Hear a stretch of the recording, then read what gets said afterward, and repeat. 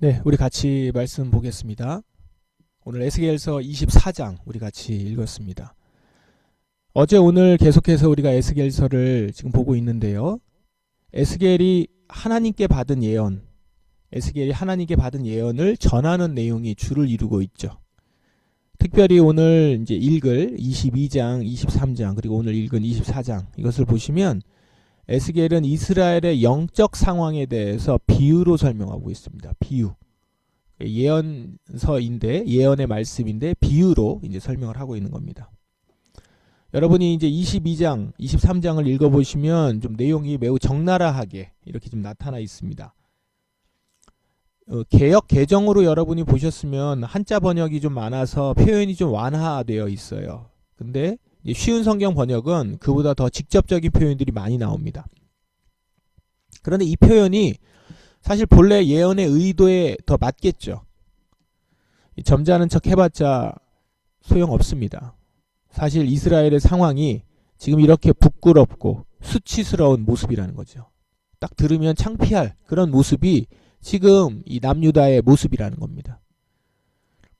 이런 모습을 인식하기 바라는 의도로서 예언을 지금 하는 것이기 때문에 사실 이렇게 직접적이고 분명하게 전하고 있는 것입니다.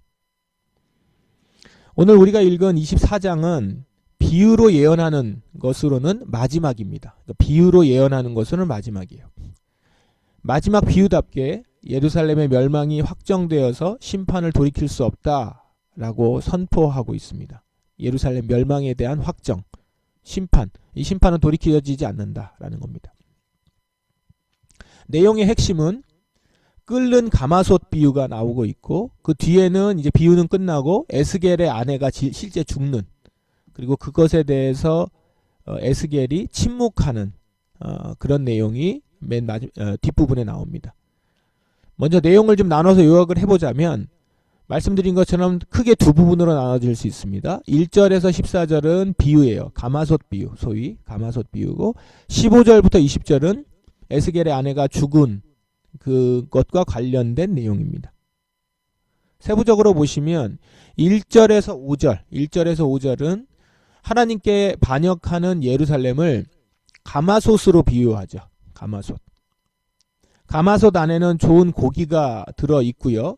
가마솥은 지금 불에 올려져 있는데, 이것은 성읍 안에 모여있는 백성들이 심판의 불로 노출되었다라는 걸 뜻합니다. 지금 바벨로니아의 왕이 포위한 상태죠. 이제 곧 계속 달궈지면서 끓여서 완전히 삶아진다라는 그런 것이죠. 이 얼마나 지금 무시무시한 상황입니까? 마치 불에 올려진 가마솥 안에 고기 같은 상황이다 라는 겁니다. 그걸 지금 비유하고 있습니다. 이제 6절에서 8절 보시면, 그런데 가마솥이 녹이 쓸었어요. 근데 이 녹이 없어지지 않습니다. 녹은 이스라엘에 쌓인 죄와 폭력을 이제 의미하죠. 녹슨 가마솥은 오래된 부패와 정결하지 못한 이스라엘의 상태를 드러내고 있습니다. 그리고 이 녹슨 가마솥과 같은 예루살렘은 지워지지 않는 피로 물든 성이라고도 불립니다. 이 두 개가 혼재되어서 나오고 있습니다. 그러니까 이 두 가지 표현을 통해서 뭘 보여줄 수 있습니까? 지금 유다의 이미지가 어떤지, 예루살렘이 어떤지가 연상되죠. 그 이미지를 통해서. 그 다음에 9절부터 14절은 심판은 더욱 거세져서 고기와 뼈를 태우고 가마솥의 녹까지 없애려 합니다. 그런데도 정결하게 되지 않기 때문에 하나님의 진노가 끝까지 임한다라고 선언합니다. 그것이 이제 이 비유의 마지막 부분이죠. 그래서 완전히 심판을 받을 거다라고 하면서 심판에 대한 비유가 이제 마지막으로 나옵니다. 15절부터는 새로운 내용인데, 에스겔의 아내가 죽습니다. 그런데 하나님은 에스겔에게 너는 슬퍼하거나 울거나 눈물 흘리지 말라 이렇게 얘기하죠. 14절에 보시면 16절에 보시면 그렇게 얘기를 합니다. 그러니까 아내가 죽었는데 상주가 애곡해서는 안 된다는 겁니다. 왜냐하면 이 상황으로 에스겔은 하나님의 메시지를 전해야 되기 때문에 그렇죠. 자, 이건 종종 예언자에게 하나님이 주시는 사명인데요. 예언을 말이 아니라 예언자의 행동을 통해서 전하도록 하는 겁니다. 말하자면 행동 예언인 것이죠. 이런 경우가 예언자들에게 종종 있죠. 하나님의 종으로서 예언자가 감당해야 될 책임이 이 정도인 겁니다. 아내가 죽었는데, 그것도 갑자기 죽었는데 애도하지 않고 울지도 않고 그렇게 장례도 장례처럼 치르지 않게 되는 것이죠. 지금 에스겔의 이 개인적인 상황까지도 공동체의 메시지로 쓰여져야 하는 그런 상황이 된 것입니다. 이제 이런 행동을 하면은 백성들이 와서 묻죠. 이 19절부터가 그 내용인데, 에스겔의 행동을 보고 백성들이 와서 묻습니다. 아내가 죽었는데 어떻게 애도를 하지 않습니까? 이거죠. 이때 이제 에스겔은 그렇게 물을 때 대답하도록 되어 있습니다. 그 대답으로 하나님의 메시지를 전하는 것입니다. 내가 지금 아내를 잃었지만 슬퍼하지도 소리내어 울지 못하듯이 성전이 무너질 때 너희도 그렇게 될 것이다 라는 거죠. 22절부터 내용을 22절 23절을 한번 보세요. 에스겔이 한 대로 너희도 하게 될 것이다. 너희는 너희 얼굴의 아랫부분을 가리지 못할 것이며 문상객을 위한 음식도 먹지 못할 것이다. 머리에 수건을 두르고 신발을 신은 채 소리내어 울지도 못할 것이다. 너희는 너희 죄 가운데서 사라질 것이며 서로를 바라보고 탄식할 것이다. 성전이 무너질 때 백성도 그 충격 앞에서 아무 애도를 하지 말라, 슬퍼하지 말라라는 거예요. 왜요? 이건 마땅한 일이며 당해야 하는 일이라는 겁니다. 아까워할 것도 상실한 것에 대해서 슬퍼할 것도 아니다라는 것이죠. 25절부터 27절은 그러나 마지막에는 예루살렘의 기쁨과 의지하던 것들이 끊어지고 포로 중에 남은 자에게도 이 소식이 전해질 것이다 말하면서, 이 말할 때 에스겔은 다시 입을 열어서 말할 것이다 라고 얘기를 하고 있죠. 이 부분이 뒷부분에 보면 이제 나옵니다. 에스겔이 어떻게 그 멸망 이후에 또 하나님이 일을 하시는지에 대해서 말씀을 나누죠. 오늘 본문은 여기까지입니다. 그리고 예루살렘이 완전히 망한다. 이것은 돌이킬 수 없는 것이다. 이건 철회되지 않을 것이다. 완전히 망하게 될 것인데 너희는 울지 말라. 이렇게 끝내고 있는 거거든요. 그러면 오늘 에스겔서의 말씀이 우리에게 전하고자 하는 것은 무엇입니까? 메시지를 통해서 우리가 얻는 교훈은 뭐예요? 이 아침에 오늘 예언자의 말을 듣고 있는데 그것도 완전히 멸망한다는 말을 지금 듣고 있습니다. 부활절 이후에 첫 번째 우리 새벽기도 같이 모였는데 오늘 이 말씀이 우리에게 주어졌어요. 여기서 우리가 볼 수 있는 것은 우리 지난 주일 우리 같이 나눴던 말씀도 같이 연결해서 한번 보십시다.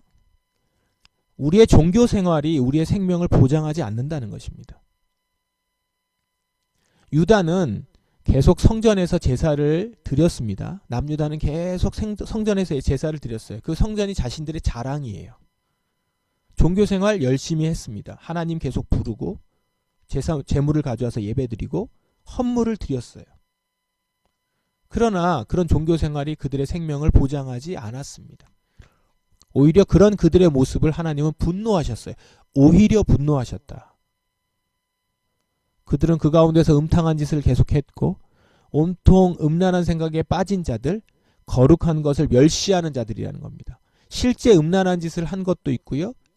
영적으로 음란한 범죄를 한 것이죠. 하나님이 아닌 다른 것들을 섬긴 것이요.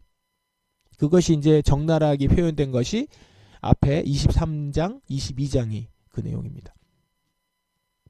하나님은 유다의 종교 생활을 결코 인정하지 않으셨던 것입니다. 그 다음에 또 하나의 교훈은 이들이 심판받는 것은 죄가 많아서가 아니라 죄를 회개하지 않아서입니다.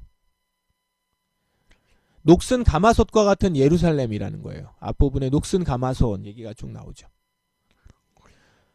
녹슨 가마솥과 같은 예루살렘, 그 녹이 없어지지 않습니다. 솥을 끓여도 사라지지 않아요. 낭자한 핏자국이 남아있는 성입니다. 그 피가 씻기지 않고 남아있어요. 무슨 말입니까? 제대로 해결하지 않고 부패한 채로 남겨둬서 결국 녹이 슬었습니다. 마치 녹이 들러붙어 있듯이 죄를 회개하지 않고 방치한 채 그냥 가리고만 있어서 그 안에서 들러붙은 거예요. 솥에 들러붙어서 결국 솥을 녹이지 않으면 없어지지 않을 만큼 죄가 그 백성들에게 들러붙어서 그 사람을 태워버리지 않으면 없어지지 않게 된 상태라는 것입니다. 이스라엘은 죄가 많아서가 아니라 그 죄를 회개하지 않고 그냥 계속 갖고 있어서 그 죄와 자신의 자아를 동일시하다가 결국 이렇게 녹슨 가마솥처럼 죄로 물든 백성으로 심판받는 것입니다. 우리를 돌아봅시다. 우리 지난 주일 첫 번째 사람, 두 번째 사람 이야기를 우리 나눴던 것 기억하시죠? 여러분, 우리의 종교 생활, 우리의 헌금 생활이 우리의 구원을 보장하는 수단이 아닙니다. 주일 성수와 헌금 생활을 복을 받으려고 하는 것이 아니다. 이 정도는 우리가 알고 있어요. 그런데 그 정도로만 생각하면 되는 게 아니라는 겁니다. 나의 신앙 생활이 고작 이런 것들로만 이야기할 수 있는 수준이 되어서는 안 된다라는 것이죠. 우리는 정말 신앙 생활을 해야 합니다.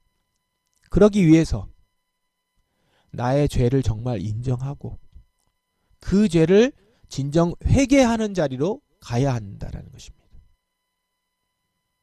내 자아를 십자가에 못 박고 죽여야 한다는 것이죠. 나를 사랑하고 나 중심적인 생각과 고집에 사로잡혀 있으면서도 그걸 문제시하지 않는 영적 무감각, 하나님보다 다른 것들을 더 사랑하는 것을 아무렇지도 않게 생각하고 있는 영적 음란함, 이것을 죽여야 한다는 것이죠. 끊어버려야 한다는 것입니다. 지금 우리에게 잘 안 떨어져 나간다, 힘들다, 이런 건 어려운 것 같다. 만약에 그렇게 생각하신다면 늘러붙어서 그런 겁니다. 늘러붙어서 웬만하면 떨어지지 않는 녹슨 죄와 같은 것이라는 것이죠. 그렇다면 어떻게 됩니까? 죄를 떨어뜨리지 않게 될 만큼 나에게 붙어 있다면 심판밖에 남지 않았다라는 것이죠. 우리가 이것을 인식해야 된다는 겁니다. 들러붙어 있는 고집들, 나태한 나의 모습들, 그저 그렇게만 생각하면서 바뀌어야지 하고 끝나버린다면 늘러붙은 녹슨 죄와 같은 것이라는 겁니다. 들러붙은 핏덩어리 같은 거라는 것이죠. 나의 어두운 그림자들, 내가 가지고 있는 고집들, 나의 자아 떼어내고 끊어버리고 죽여야 합니다. 심판이 있기 전에, 우리에게 회개의 기회가 있을 때에. 이때 아쉬워하지 마십시오. 죄를 회개하며 버리게 되는 것을 애도하지 말라는 말입니다. 오늘 21절의 말씀처럼 너희의 긍지와 자랑, 너희 눈의 즐거움, 애도의 대상, 그것은 애도의 대상인 것이죠. 애정의 대상, 이것들은요, 그것이 무엇이든 심지어 성전이라도 나를 죄에서 벗어나지 못하게 만드는 것이라면 회개하고 떼어내고 죽여야 합니다. 하나님은 그 죄를 심판하실 것입니다. 그때 애도하지 마십시오. 아쉬워 울지 말고 상실감에 슬퍼하지 마시고 그냥 받아들이라는 것이죠. 죄를 회개할 때 나의 죄가 나를 그렇게 즐겁게 했고 내가 그렇게 살아가고 있는 것들, 내가 굉장히 애정하고 있는 것들, 이런 모든 것들 이제 떼어낼 때 상실감이 있고 슬픔이 있는데 그것을 울지 말라. 그리고 그것을 가져갈 때, 아플 때, 힘들 때 그것을 당연히 받아들이는 것이 죄에 대한 회개의 태도라는 것입니다. 그의 죄를 인정하는 겁니다. 내가 죄인임을 인정하는 것이죠. 오늘도 예수 그리스도께서 나의 죄를 가져가셨음을 선포합니다. 그것은 내가 할 일이 없다는 것이 아니라 그러므로 그 앞에 나의 죄를 십자가에 못 박으면 내가 살 수 있는 기회가 있다라는 것입니다. 그러므로 회개해야 되는 것이죠. 진실로 나의 죄를 떼어내려고 해야 되는 것입니다. 떼어내려고 할 때 떼어낼 수 있는 것이 은혜인 것이죠. 회개할 수 있는 것이 은혜인 것입니다. 오늘 이 아침에 이 새벽에 나와 기도할 수 있는 것이 은혜라는 것이죠. 그러면 이 시간 주님 앞에 나의 죄를 회개하며 나의 자아를 주님께 올려드리며 주님의 온전한 다스림을 받기를 간구하는 것이 우리가 해야 되는 일인 것입니다. 그렇게 오늘도 나의 자아를 인정하고 나의 자아가 주님 앞에 나아가 내어놓고 나의 자아를 부인하면서 주님께서 나를 해결해 주실 것들을 맡기며 진정 회개의 자리로 나아가서 오늘도 거룩한 백성으로 걸어가는 저와 여러분 되기를 바랍니다. 성령님의 도우심이 여러분의 있기를 주님의 이름으로 축원합니다. 우리 같이 이 시간 기도하겠습니다. 오늘 말씀을 기억하시면서 또한 우리 주일에도 같이 말씀을 나눴듯이요. 내가 십자가에 나의 죄를 못 박습니다. 오늘도 나의 자아를 또한 그 십자가에 같이 죽입니다. 내가 그때에 주님과 함께 다시 살 것입니다. 이 부활의 소망을 가지고 주님께 나아가는 저와 여러분 되기를 바랍니다. 시간 기도하겠습니다. 개인적으로 기도하다가 돌아가시기 바랍니다.